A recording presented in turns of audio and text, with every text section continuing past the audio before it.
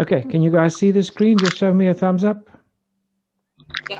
You can see the PowerPoint. Okay, so I'm going to go It's through on. this. I'm going to go through this introductory PowerPoint, and then afterwards we can see whether we can get the games going. I call it touching the code because that's what we literally do. The puzzle pieces that we play with is our code. And then expanding learners' career horizons. That must be our vision whenever we play tanks with kids, is to introduce them to coding and to let them to start dreaming about becoming software developers one day. The very important thing why we do this and why we've been doing this for more than 3 years already is the fact that software development, or the concept of computer programming, is one of the scarcest skills in South Africa. So if you apply for a job and you've got a software development qualification, you will not struggle to find employment in South Africa at this stage. There's a desperate shortage of computer programmers. So we want to introduce this concept to kids, even if they don't have access to computers, so that they can start dreaming about becoming computer programmers one day. Our government understands this very well. Our president, President Ramaphosa, is known worldwide for one of the people that speaks out a lot about the fourth industrial revolution and the need for robotics and artificial intelligence and thus programmers in our country. Coding and robotics, you must know that the government wants to introduce that into schools. I just got an email from a teacher this afternoon that says she's got to start presenting coding this year and she's never been trained in coding. So there's a desperation and an anxiety amongst teachers across our country at this stage. We're having a workshop tomorrow for teachers, and we're running just under 350 registrations already. And it's people that are desperate to find out how they can do coding and robotics with kids. The reality about coding and robotics in South Africa is 15,000 of the 26,000 schools in the country do not have computer laboratories. So the kids don't have access to computers. Furthermore, the teachers are not trained. And then also the schools, even if they have labs, they don't have technical staff to maintain those laboratories. So somehow we need to reach those literally millions of learners that do not have access to functional laboratories. And I call this FOMO. I've picked it up in our work across the country. People hear people talking about the fourth industrial revolution, coding and robotics on television, and learners, parents, teachers, and even headmasters have FOMO. I'm sure you all know what that is, fear of missing out. And this is an anxiety of missing out because they hear these things on the news and read them about them in newspapers, but they know their schools can't produce. So I've had headmasters in tears when they find out that we can help them in some way. Kids coding, I don't want to say too much about that. The concept of introducing kids to coding started in 1967, so it's over 50 years old. And the guy that started this is a guy by the name of Simon Papert, and he's an ex-South African. Some of you might have heard of Lego Mindstorms, Scratch, and there's quite a few other products that are also used for kids coding. But the problem with those kids coding projects like Scratch and Lego robots is it's expensive robots. A robot for Lego can cost you 7,000 Rand. And you can't play Scratch if you don't have a computer. These days you can't play Scratch if your internet computer is not linked to the internet. So we started with this project in 2017 called Tanks. It was an honors project. One of my fourth year students developed the app. So when we started developing it, we said, we don't want to use computers. We don't want to use expensive equipment. It must introduce coding concepts that I teach my first years at varsity.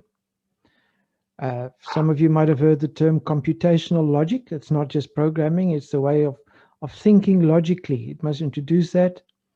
It must get kids excited about programming as a career one day. There must be sound pedagogical principles, sound principles which teachers would apply, and it must be fun. Otherwise, kids won't play. So the pedagogy, I'm not going to go too much into that, is the concept of concrete activity, scaffolding, you learn as you carry on and expand, problem solving, and then obviously having fun, playing while you're learning. So how does it work? For those of you that haven't played with it yet, you get a challenge on your screen where you've got to move a tank to a destination. You use the puzzle pieces, which you pack out to give a command to the tank. It's actual physical puzzle pieces. You take a photo of them with your phone. It does image recognition, so your puzzle pieces goes onto the screen of your laptop, and then the code executes. Let's see whether this video works. So in this scenario, the tank needs to move backwards, turn left, and then move forward twice. So the learner takes the code using the puzzle pieces, takes a photo of the code. When happy that it's the correct puzzle pieces that were recognized, you press yes, and your tank moves. Okay, so that's the idea, to get this, and this gets much complicated. This is level 2. So the kind of commands that we teach learners when they play this game, can I just ask that everyone just mutes their mic? We're trying to record this for other people. So we've got what we call the turtle graphics commands. That's move forward, move backwards, turn left, turn right, and shoot. You can shoot obstacles away. But then it gets more complicated. These are the commands that I would teach my first years at varsity. You've got the if statement. You've got the for loop. I'm not going to try and explain that now. That's not important for now. And the while loop. And you've got nested constructs. So we don't need to understand what I'm talking about. All I'm saying is this is what I would teach first year students at university in the first 6 months. We've got optimization. What does that mean? For those of you who've played tanks, there's a long solution to this problem to get the tank to the checkered flag. But you need a lot of puzzle pieces if you want to move forward and turn left and move forward. And then once the learner understands the complex code, those few puzzle pieces will solve the problem. So as the learners play the game, they learn how to make much more effective and shorter code. There's gamification, because there's 35 levels. So once learners have started playing, they want to go as far as possible. And I've often seen groups of 30, 40 playing in groups of 5, and the competition immediately kicks in to see who can get the furthest. Before I forget, we as an organization ask teachers to let us know if kids reach level 35, and then we give them a little certificate that the teacher can hand over to the learner. Because level 35 is not easy. It took me 90 minutes just to solve that level. We've got school kits that has lesson plans, the solutions, instructional videos, everything that will help the teacher and the learner to play up to level 35. So it can either be in a classroom, or the learner could play on his own.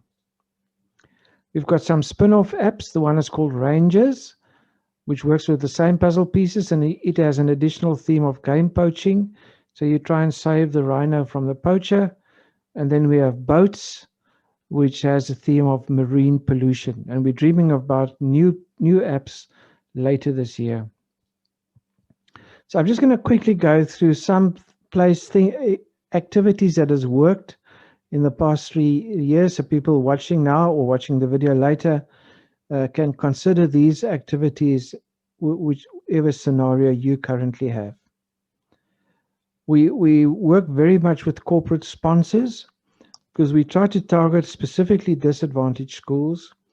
So a lot of these companies you see here have sponsored games and school kits that went to schools, and that works very well, because these are mainly software development companies who understand the importance of getting more programmers into the economy.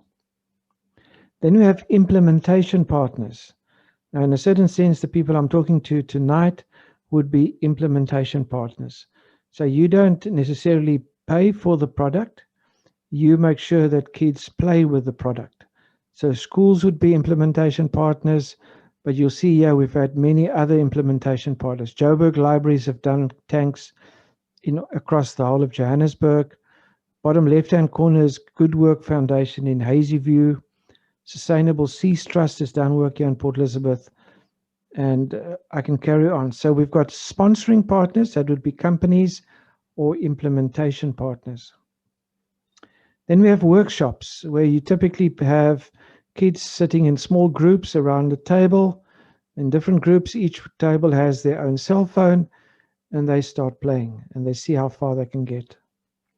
We've had tournaments. Because you have the different levels, it's very easy to organize a tournament and to see which team wins at the end. The team on the left-hand side was one of our champions 2 years ago here in Port Elizabeth. Unfortunately, last year with COVID, we couldn't have any tournaments. But this is something you can arrange in your own region. Train the trainer. Because it's kind of a self-driven thing, the tanks, it's very easy to train teachers or community workers or any adults at NGOs to understand the app and the game, and then to go and play with other kids. So what we're actually doing tonight, in a sense, would be train the trainer. But some of you guys told me just now on WhatsApp that you've already started with the kids without me even doing the training. So the training is not very difficult. We've had huge events. On the left-hand side was about, I think, 150 kids in Limpopo province. On the right-hand side, we had about 100 kids at Alexander Road High School in Port Elizabeth. We've had national championships in the Sandton Convention Center with 100 kids. So big events work well because you break up the kids in small groups and then they start playing. Libraries. I mentioned Joburg libraries. We've had many libraries that have tanks where the kids come and play in the afternoons. These 4 boys on the left-hand side played tanks 2 years ago, went up to level 35, and then the librarian took them into actual coding. So they then started coding a real computer programming. This is the Joburg Libraries tournament of 2 years ago, where they all had their regions competing against each other and finding a winning team for the whole of Johannesburg. I call this Learner's Drive because learners can actually do this on their own. They actually don't need the teachers. The teachers can just facilitate. What you see on the right-hand side is learners in Kala in Eastern Cape watching the video with a data projector and then playing during break time in the school. So the teacher wasn't even there. And those learners then later on started teaching younger learners in the school. Coding clubs in Tsomo, as well as in Port Alfred, here in Walmer Township, teachers or adults started little coding clubs where the kids would come every Saturday or one afternoon a week, and then they would just sit and play. And the teachers then let me know for the individuals that finish all 35 levels, and they get a certificate. What we see here is a quote from Selby Makuna from Hazyview, and he highlights the important things. He didn't need computers. It was practical and exciting. It was creative and collaborative. Collaborative means teamwork. So there was always teamwork involved in these clubs. Technology lessons, that's the more important thing. The lady you see here is one of the best IT teachers in the Eastern Cape, Ms. Leanda Oosthuizen from one of the top IT schools in the Eastern Cape. And she will be using tanks this year in grade 8 and 9 before the learners start doing actual IT as a subject in grade 10. We've had virtual tournaments last year where learners could play from home on their phones, and we had over 1,000 learners participating from 400 schools. And then they submit their scores online, and we received over 30,000 scores in 3 different tournaments. So we're planning 1 or 2 of virtual tournaments again this year. We also like to have social beneficiaries, local people in the community that we could assist financially. So we're always on the lookout for how we can benefit society. And then our final spin-off from this is an online C# coding club. So if you have learners that go all the way to level 35 and really show interest in coding, we're busy with an online coding club. C# is an actual computer programming language where the learners can use their cell phones and WhatsApp videos, and they can teach themselves. And then we'll assign them with a student that is a demi that assists them. And once they've done the 4 weeks of coding, they also get a certificate. We've also seen this work for adults. And this is deans and deputy vice chancellors at our university. So there's a lot of potential for corporate team building, but you're probably not as interested in this. So we don't even only need to think about children. We can think about adults and just for teamwork and all the things that come from that. There's individuals. We love the individual guys that takes the game home, sits in their squatter camp or in a fancy house or whatever, and then plays all 35 levels. Lebogang is from Botshabelo. He finished all 35 levels, sent me a video, and he's going to be studying engineering at UCT this year. There's a few of our individual stars that perform throughout the country, and they send us photos and we get to know them well. Zimkita started her own coding club in Wilmot Township before COVID, and she was earning an income weekly, literally playing with kids on the pavement, and they pay her 5-10 rand an hour or so to play, and she earns some income. Kulumanku was one of our national champs 3 years ago from Zwide Township. We got a sponsorship from him, and he's now starting IT as a subject at a top school in the Eastern Cape this year. Bushle played tanks in 2018 on the left-hand side at Cowan High in New Brighton, got hooked onto programming, and he's just completed his first year of programming at Mandela University. So these are the dreams that I want you to dream. Quick, if anyone's interested in doing research with us, I'm always on the lookout for that. The basic ideas. This is a lady that worked with me, and she told me years ago she read the Da Vinci Code in Mount Frere, rural Eastern Cape, where they talked about algorithms and programming, and that got her starting to dream about coding. And 5 years later, she came to our university and enrolled for a computer science degree. Yolanda Jordan is her name. Okay, so I'm just going to show you this little video, and now you can switch on your mics if anyone wants to ask questions before we start, try to get the actual game working. So you're welcome to unmute your mics if you want to ask me any questions.